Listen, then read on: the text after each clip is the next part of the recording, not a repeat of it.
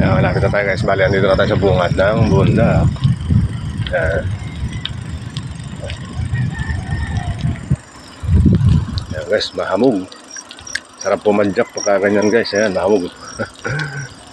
Diyan tayo gagawin sa gabi na yan. Diyan tayo ahon.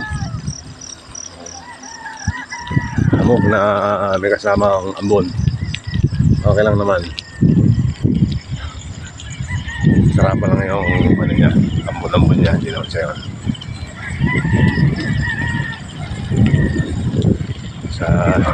Wala pa tayong dadaan ng siklista guys. Minsan dito may mga naabutan na ako dito. Maaaring nagkatamaran siguro kaya may mas maaga.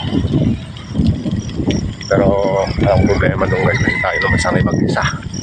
Basta kung saan tayo pupunta, tuloy tayo.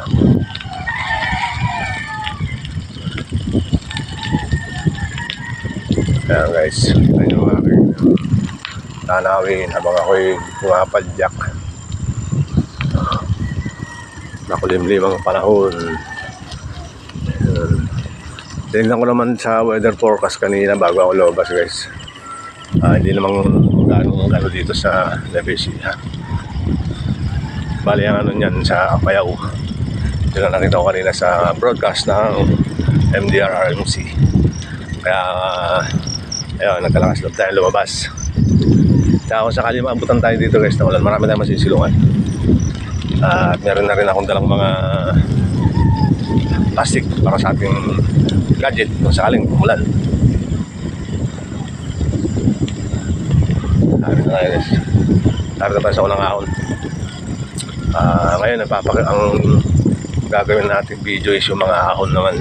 Mga pinakita kong una ng yung naglalakad ako napalusong. Kukunan naman natin sa ngayon ng video. Paahon naman guys. Ayan, kung papala rin tayo makaabot doon na hindi ulan. Okay.